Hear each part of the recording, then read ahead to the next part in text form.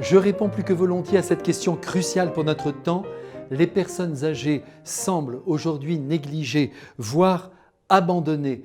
Comment leur donner plus de place? Vraiment, je vous remercie de porter en vous le souci de nos anciens, que nous allons aussi rejoindre un jour, vous et moi. Même si tu as 25 ou 30 ans, prends garde à toi. Il te reste à vivre au mieux 2 fois ce que tu as déjà vécu, et ce sera terminé. Tu te retrouveras dans ta chaise roulante, et si tu es seul, dans un EHPAD, comme tous les copains et toutes les copines. Voilà ton destin avant de rejoindre le ciel.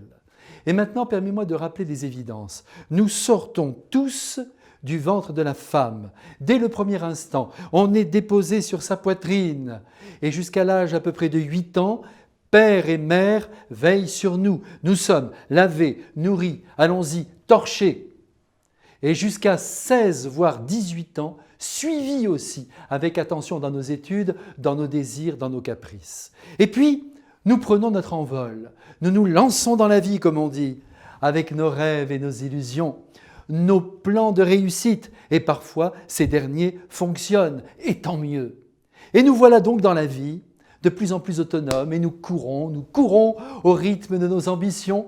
De temps en temps, on se prend les pieds dans le tapis, mais on se relève et on court encore et on ne veut rien perdre de ce que la vie nous offre. Et c'est encore parfait.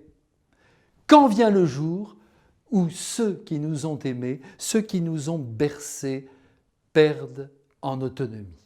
Leur corps flanche, peut-être aussi l'esprit, et les voilà entrés dans une lenteur qui nous exaspère. Il faudrait les visiter, il faudrait les choyer, il faudrait les écouter dans leurs angoisses, dans leurs peurs, mais que voulez-vous, on a autre chose à faire. Il faudrait pourtant ne pas perdre la mémoire et rendre l'ascenseur à ceux qui nous ont entourés avec tant de soin. C'est eux qui ont Alzheimer ou c'est nous? Parfois on se le demande.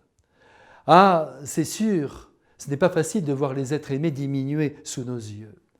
Ils nous renvoient l'image de ce que l'on va devenir et de plus, ce n'est aussi pas facile de s'adapter à leur rythme. Mais ce n'est pas une raison pour les abandonner à la solitude, pour ne pas les visiter. C'est là une ignominie, une injustice, un péché d'une gravité extrême.